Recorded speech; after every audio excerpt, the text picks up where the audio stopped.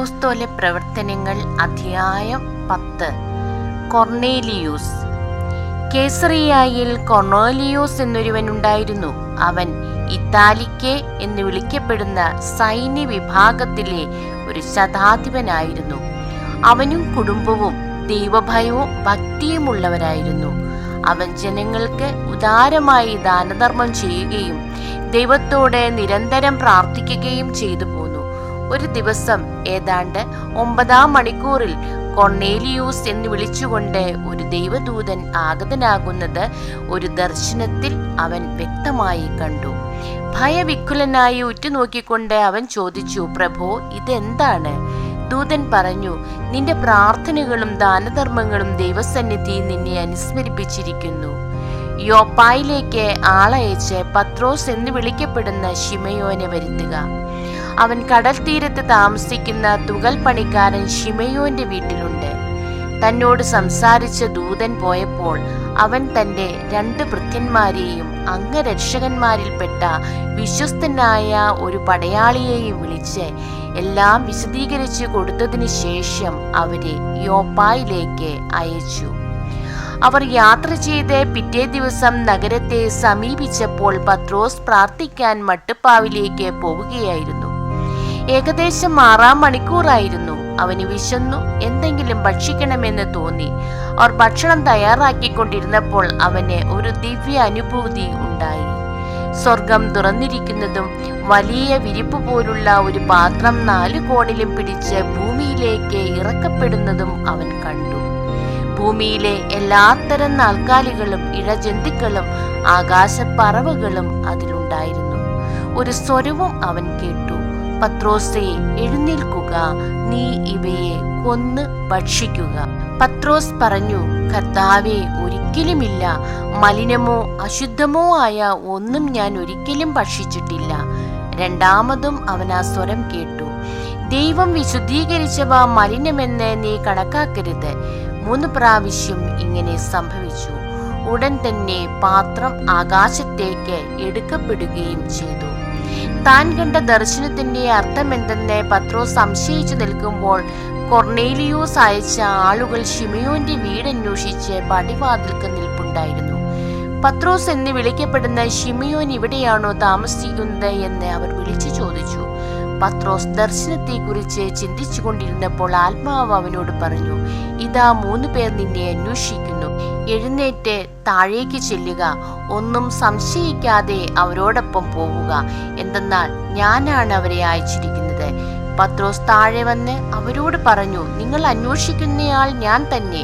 നിങ്ങൾ വന്നതിന്റെ ഉദ്ദേശ്യമെന്ത്?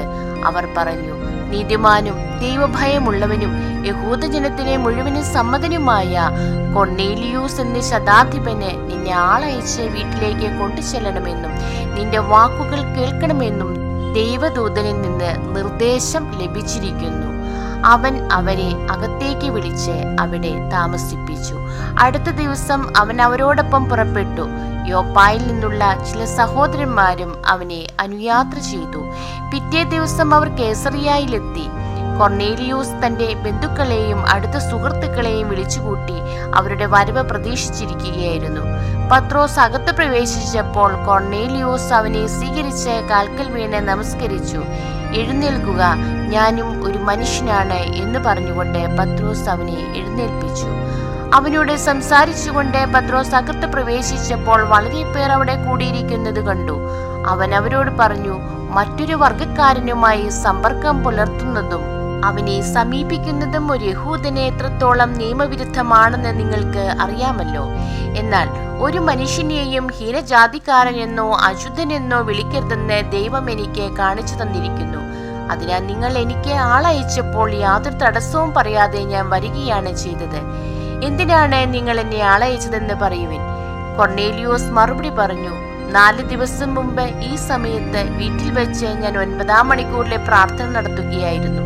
പെട്ടെന്ന് തിളങ്ങുന്ന വസ്ത്രങ്ങൾ അണിഞ്ഞ ഒരാൾ എന്റെ മുമ്പിൽ പ്രത്യക്ഷപ്പെട്ടു. അവൻ പറഞ്ഞു, കൊർണേലിയൂസേ, ദൈവസന്നിധിയിൽ നിന്റെ പ്രാർത്ഥനകൾ എത്തുകയും ദൈവം നിന്റെ ദാനധർമ്മങ്ങൾ അനുസ്മരിക്കുകയും ചെയ്തിരിക്കുന്നു.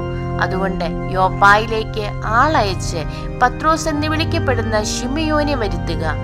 കടൽ തീരത്തെ തുകൽ പണിക്കാരനായ ശിമിയോന്റെ വീട്ടിലാണ് അവൻ താമസിക്കുന്നത്. അതുകൊണ്ട് നിന്നെ വിളിക്കാൻ ഞാൻ ഉടനെ ആളയച്ചു. നീ സൗമനസ്യത്തോടെ ഇവിടെ വരികയും ചെയ്തു. കർത്താവ് നിന്നോട് ആജ്ഞാപിച്ചിട്ടുള്ളതെല്ലാം കേൾക്കാൻ ഇതാ ദൈവസന്നിധിയിൽ ഞങ്ങൾ എല്ലാവരും സന്നിഹിതരായിരിക്കുന്നു. പത്രോസിന്റെ പ്രസംഗം.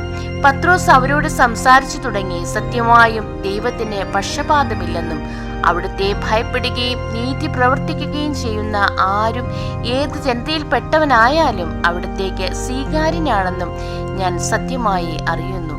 സമാധാനത്തിന്റെ സൽവാർത്ത സകലത്തിന്റെയും കർത്താവായ യേശുക്രിസ്തുവിലൂടെ വിളംബരം ചെയ്തുകൊണ്ട് തന്റെ വചനം അവിടുന്ന് ഇസ്രായേൽ മക്കൾക്ക് നൽകി.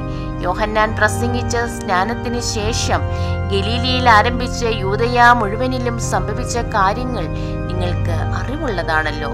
നസ്രായനായ യേശുവിനെ പരിശുദ്ധാത്മാവിനാലും ശക്തിയാലും ദൈവം എങ്ങനെ അഭിഷേകം ചെയ്തുവെന്നും അവനെ പ്രകാരം നന്മ പ്രവർത്തിച്ചുകൊണ്ടും പിശാചിനാൽ പീഡിപ്പിക്കപ്പെട്ടവരെ സുഖപ്പെടുത്തിക്കൊണ്ടും ചുറ്റി സഞ്ചരിച്ചുവെന്നും നിങ്ങൾക്കറിയാം. ദൈവം അവനോടുകൂടെ ഉണ്ടായിരുന്നു. യഹൂദന്മാരുടെ ദേശത്ത് ജെറുസലേമിലും അവൻ ചെയ്ത എല്ലാ കാര്യങ്ങൾക്കും ഞങ്ങൾ സാക്ഷികളാണ്. അവർ അവനെ മരത്തിൽ തൂക്കിക്കൊന്നു. എന്നാൽ ദൈവം അവനെ 3-ാം ദിവസം ഉയർപ്പിക്കുകയും പ്രത്യക്ഷനാക്കുകയും ചെയ്തു. എല്ലാവർക്കുമല്ല, സാക്ഷികളായി ദൈവം മുൻകൂട്ടി തിരഞ്ഞെടുത്ത ഞങ്ങൾക്ക് മാത്രം. അവൻ മരിച്ചവരിൽ നിന്ന് ഉയർത്തെഴുന്നേറ്റതിനു ശേഷം അവനോടുകൂടെ ഭക്ഷിക്കുകയും പാനം ചെയ്യുകയും ചെയ്തവരാണ് ഞങ്ങൾ. ജീവിച്ചിരിക്കുന്നവരുടെയും മരിച്ചവരുടെയും വിധികർത്താവായി ദൈവം നിയോഗിച്ചിരിക്കുന്നവൻ അവനാണ് എന്ന് ജനങ്ങളോട് പ്രസംഗിക്കാനും സാക്ഷ്യം വഹിക്കാനും ഞങ്ങൾക്ക് കൽപ്പന നൽകി. അവനിൽ വിശ്വസിക്കുന്ന എല്ലാവരും അവന്റെ നാമം വഴി പാപമോചനം നേടുമെന്നും പ്രവാചകന്മാർ അവനെക്കുറിച്ച് സാക്ഷ്യപ്പെടുത്തുന്നു. വിജാതീയർക്ക് ജ്ഞാനസ്നാനം. പത്രോസ് ഇത് പറഞ്ഞുകൊണ്ടിരിക്കുമ്പോൾ തന്നെ കേട്ടുകൊണ്ടിരുന്ന എല്ലാവരുടെയും മേൽ പരിശുദ്ധാത്മാവ് വന്നു. വിജാതിയരുടെ മേൽ പോലും പരിശുദ്ധാത്മാവിന്റെ ദാനം വർഷിക്കപ്പെട്ടതിനാൽ പത്രോസിനോടുകൂടെ വന്നിരുന്ന പരിച്ഛേദിതരായ വിശ്വാസികൾ വിസ്മയിച്ചു. അവർ അന്യഭാഷകളിൽ സംസാരിക്കുന്നതും ദൈവത്തെ സ്തുതിക്കുന്നതും അവർ കേട്ടു. അപ്പോൾ പത്രോസ് പറഞ്ഞു, നമ്മെപ്പോലെ തന്നെ പരിശുദ്ധാത്മാവിനെ സ്വീകരിച്ച ഇവർക്ക് ജ്ഞാനസ്നാന ജലം നിഷേധിക്കാൻ ആർക്കെങ്കിലും സാധിക്കുമോ? യേശുക്രിസ്തുവിന്റെ നാമത്തിൽ അവർക്ക് സ്നാനം നൽകാൻ അവൻ കൽപ്പിച്ചു. കുറേ ദിവസം തങ്ങളോടുകൂടെ താമസിക്കണമെന്ന് അവർ അവനോട് അഭ്യർത്ഥിച്ചു. ദൈവമേ, സ്തുതി അങ്ങേക്ക് യോഗ്യമാകുന്നു.